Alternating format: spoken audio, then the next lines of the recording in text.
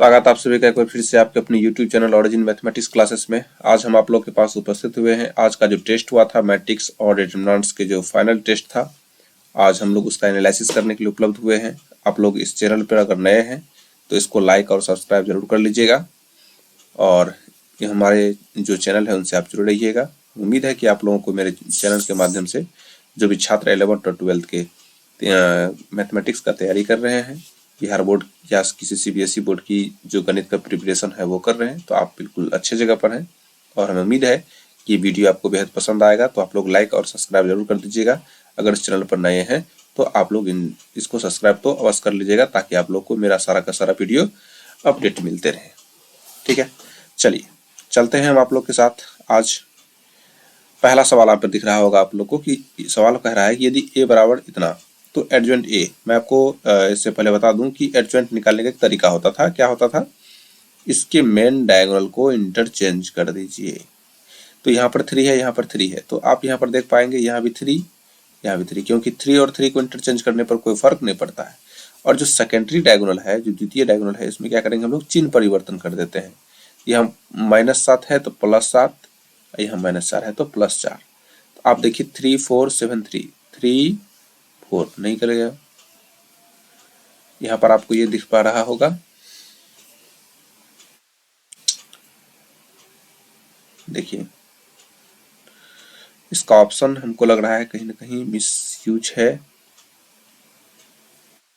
ठीक है, अच्छा, ये हो गया। यहाँ 7, यहाँ पर 4 हो जाएगा। ठीक है, इसका ऑप्शन जो है यहाँ पर ये 4 होना चाहिए और यहाँ 7 होना चाहिए। तो मेरे समझ से यहाँ पर सी इसका सही आंसर हो जाएगा। ठीक है, चलिए तो सी क्या हो जाएगा, इसका सही आंसर हो जाएगा। आइए बढ़ते हैं हम लोग आगे की ओर। आपका ये ऑप्शन जो है इसको सही कर लेना है। यहाँ 7 हो जाएगा और यहाँ पर क्या हो जाएगा, 4 हो जाएगा। ठीक है, आइए बात करते हैं हम लोग अब नेक्स्ट क्वेश्चन में, 2 नंबर के सवाल में। कह रहा है कि के किस मान के लिए आव्यूह इतना का अविकरणीय आव्यूह होगा। देखिए कोई भी आव्यूह वह अविकरणीय आव्यूह तभी होता है जब उसका वैल्यू किसके बराबर हो जाए, वो 0 के बराबर हो जाए। ठीक है, आइए बात करते हैं हम लोग।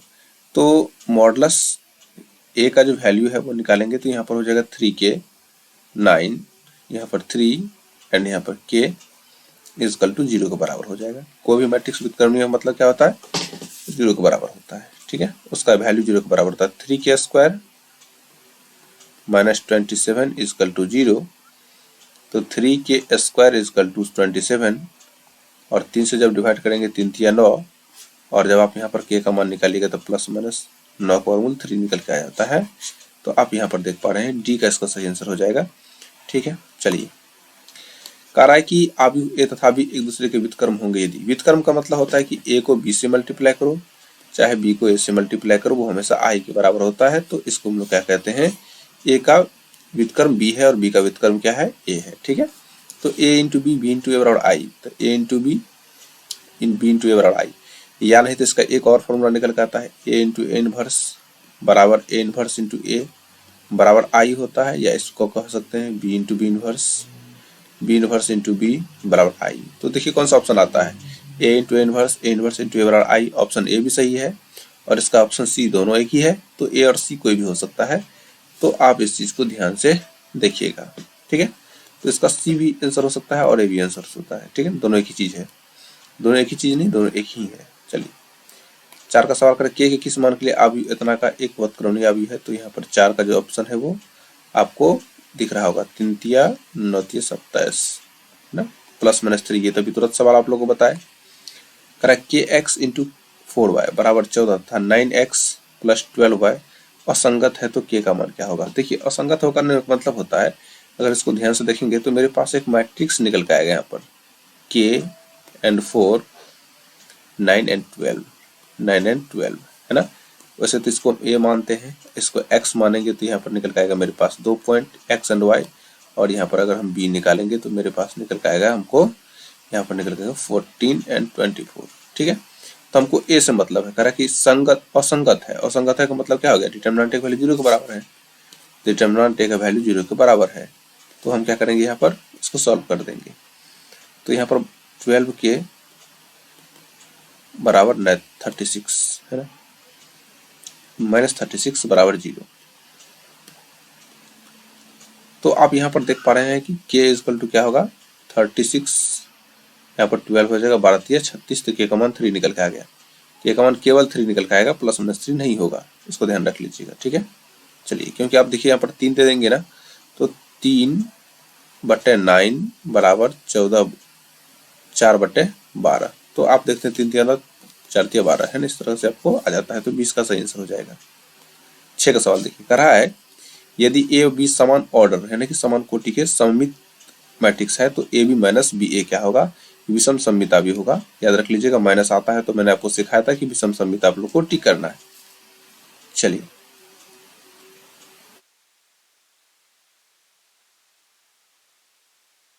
सात का सवाल देखिए, कह रहा है कि यदि cos alpha minus sine alpha और कॉस अल्फा, तो ए प्लस ए का ट्रांसपोज बराबर आई है, तो अल्फा का मान क्या होगा, इसको हमको निकालना है। देखिए, हम सबसे पहले ए को लिख देते हैं, तो ए में क्या क्या लिखा हुआ है सो ध्यान दीजिएगा। Cos alpha minus sine alpha, यहाँ साइन अल्फा, और यहाँ पर हमको हो जाएगा कॉस अल्फा। इसका ट्रांसपोज निकालो, ट्रांसपोज निकालोगे तो पारा रो पारा कॉलम बन जाएगा। Cos alpha minus sine alpha, यहाँ पर हो जाएगा साइन अल्फा, यहाँ हो जाएगा कॉस अल्फा। इसको किसके बराबर करना है, आई के बराबर, 1001 के बराबर करना है। तो आप जरा गौर से देखिएगा, तो कॉस अल्फा तो क्या हो जाएगा 2 cos alpha, 2 cos alpha minus sine theta plus sine theta 0 हो जाएगा। यहाँ भी 0, यहाँ भी 2 कॉस अल्फा बराबर क्या हो जाएगा यहाँ पर 1001। अगर मैट्रिक्स की समानता की बात करेंगे तो 2 कॉस अल्फा बराबर 1 हो जाएगा, तो 2 कॉस अल्फा इजकल टू 1 हो जाएगा, तो कॉस अल्फा इजकल टू हो जाएगा 1/2। और कॉस अल्फा का वैल्यू किसके बराबर होता है 60 के बराबर, यानी कि π/3 के बराबर हो जाता है, तो 20 का सही आंसर हो जाएगा। 8 का सवाल देखिए, कह रहा है ए और बी एक दूसरे के व्युत्क्रम होंगे यदि और केवल यदि, याद देखिए ए बी बी ए नहीं होगा, ए इंटू बी इंटू ए बराबर 0 नहीं होगा, ए इंटू बी बराबर 0 ये भी नहीं होगा, बी इंटू ए बराबर 1 ये भी नहीं होगा, ए इंटू बी इंटू ए बराबर आई होता है, तो याद रख लीजिएगा इसका सही आंसर हो जाएगा। ए और बी एक दूसरे के व्युत्क्रम होते हैं, तो ए इंटू बी हो चाहे बी इंटू ए हो या आई हो, याद रखिएगा। इसको मैंने आपको इससे पहले भी कुछ क्षण पहले आपको इसके बारे में बताया था। देखिए, ए और बी एक दूसरे के व्युत्क्रम होंगे यदि, है ना, सवाल है यहाँ पर कि ए और बी दूसरे के व्युत्क्रम होंगे यदि, कब, जब ए इंटू बी इंटू ए बराबर क्या हो जाए आई निकल के चले आता है, ठीक है। चलिए, तो यहाँ पर कोई आपको क्या हो जाएगा A into B into B into A बराबर आई हो जाएगा, ये आपका आंसर हो जाएगा, सही आंसर। कह रहा है कि यदि इतना, तो बताइए कि ए स्क्वायर बराबर आई है तो इसका वैल्यू क्या होगा। ये एनसीईआरटी का बहुत ही महत्वपूर्ण प्यारा सा सवाल है, इसको सॉल्व करते हैं। तो सबसे पहले ए स्क्वायर निकालो। ए स्क्वायर कैसे निकालोगे, alpha beta gamma minus alpha. अब इसको क्या लिखेंगे यहाँ पर, अल्फा बीटा गामा और यहाँ पर माइनस अल्फा हो जाएगा। मल्टीप्लाई कर लीजिए इसको, अल्फा का अल्फा से गुना कीजिएगा, alpha square plus alpha into beta into gamma, ठीक है।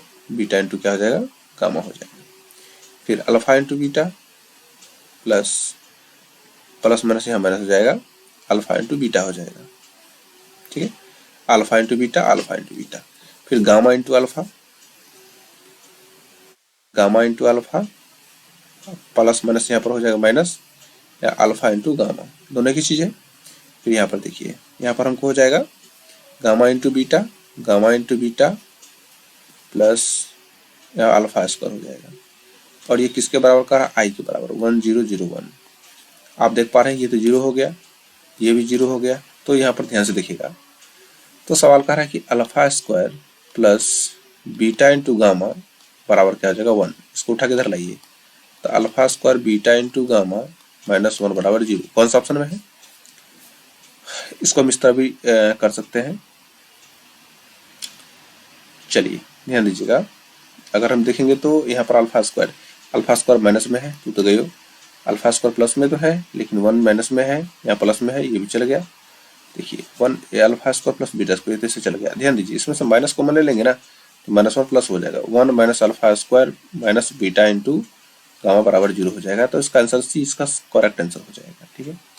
ये कहा है 10 का सवाल, ए और बी दूसरे के व्युत्क्रम होंगे यदि ए इंटू बी इंटू ए बराबर आई होगा। ये तो सही बात था, मैंने कई बार सवाल बताया आपको। सवाल 11, यदि ए एक आव्यूह सममित एवं विषम सममित दोनों है तो इसका किस प्रकार का विकर्ण होगा, तो शून्य विकर्ण होगा। याद रख लीजिएगा, क्योंकि शून्य विकर्ण एक ऐसा विकर्ण है जो सिमेट्रिक एंड स्क्यू सिमेट्रिक दोनों होता है। ठीक है, चलिए अब ये बात करते हैं 12 का। सवाल 12 का बहुत ही महत्वपूर्ण है। कह रहा है कि ए बराबर ए आई जे एम क्रॉस एन कोई वर्ग आव्यूह होगा।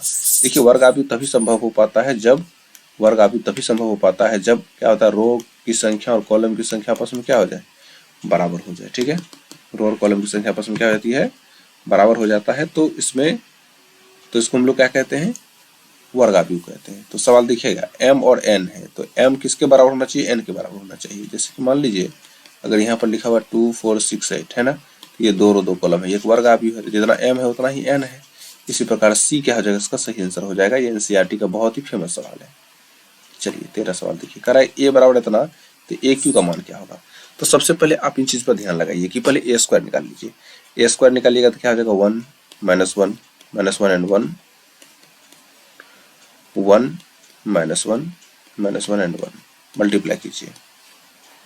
1 को 1 से गुना कीजिएगा, 1 -1 को माइनस प्लस हो जाएगा, +1 हो जाएगा। ठीक है, फिर 1 को -1 से गुना कीजिए तो -1 और माइनस यहाँ पर क्या हो जाएगा, 1 हो जाएगा। ठीक है, अब यहाँ पर -1 को 1 से गुना -1 माइनस यहाँ पर 1 हो जाएगा। ठीक है, -1 तो 1 हो जाएगा, +1 हो जाएगा। अगर आप ध्यान से देखेंगे तो मेरे पास कुछ इस प्रकार से निकल का है, 2 -2 एंड 2। ठीक है, फिर इसको 1 से गुना कर दो, 1 -1 एंड 1 मल्टीप्लाई करो। तो इसको मल्टीप्लाई करोगे तो फिर क्या निकल के आएगा, 2 को 1 से गुना करोगे 2, माइनस प्लस हो जाएगा, 2 + 2। देख रहे 4 आ रहा है, इसका मतलब है कि 4 × 1 बराबर संभवतः होगा। ठीक है, चलिए चेक कर भी कर सकते हैं आप लोग। फिर इसको ऐसे कर दिए, फिर यहाँ पर देखो -2 यहाँ पर हो जाएगा हमको -2, तो यहाँ पर क्या हो जाएगा, -4 हो जाएगा। फिर इसी प्रकार से -4 यहाँ पर भी 4 हो जाएगा। यहाँ से अगर आप -4 नहीं केवल 4 कॉमन लेते हैं तो 1 -1 ना, -1 और 1 आ जाता है। तो इस प्रकार से 4 × 1 के रूप में आ जाता है। 13 का इसका सही आंसर हो जाएगा। 14 का सवाल देखिए, आइए 14 नंबर का सवाल को देखा जाए। 14 सवाल कर रहा है कि यदि a बराबर इतना है,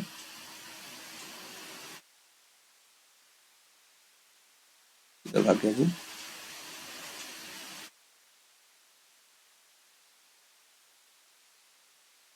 चलिए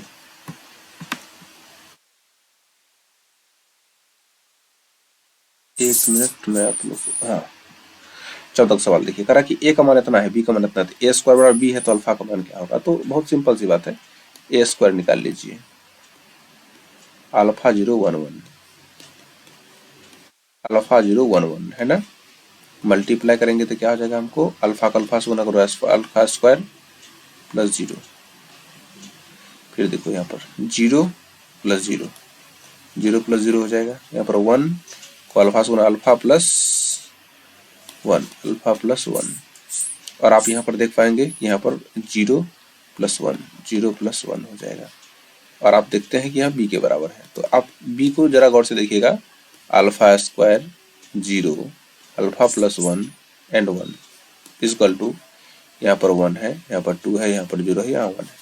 तो आप अल्फा स्क्वायर बराबर 1 जानते हैं, तो यहाँ पर आपको क्या निकल कर आ जाएगा, अल्फा स्क्वायर बराबर 1 लेते हैं तो अल्फा बराबर +-1 हो जाएगा। तो इसमें +-1 होनी चाहिए, लेकिन एक कंडीशन यहाँ भी दे दिया, अल्फा +1 बराबर 2 है, अल्फा +1 बराबर 2 है, तो यहाँ अल्फा बराबर 1 हो जाएगा।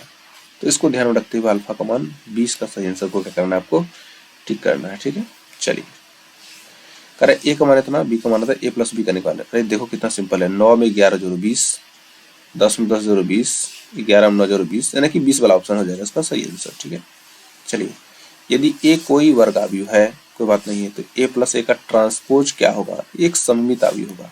याद रखिएगा, आपको बता दें कि a + a का ट्रांसपोज हमेशा सममित होता है और a - a का ट्रांसपोज हमेशा कौन सी होता है, विषम सममित होता है। ठीक है, इसको याद रख लीजिएगा। चलिए सवाल कर रहा है कि दो क्वालिटी का वर्ग आव्यूह है, तो एडजॉइंट a का जो वैल्यू होता है वो क्या होता है। याद रखिएगा कि अगर कोई भी n ऑर्डर का कोई मैट्रिक्स है, बात समझिएगा, जैसे मान लीजिए n ऑर्डर का कोई मैट्रिक्स है का मतलब हो गया ये n × n ऑर्डर का है, तो इसका जो एडजॉइंट a का जो डिटरमिनेंट निकालेंगे, इसका एडजॉइंट निकालेंगे, ये हो जाएगा डिटरमिनेंट a⁴ n + 1।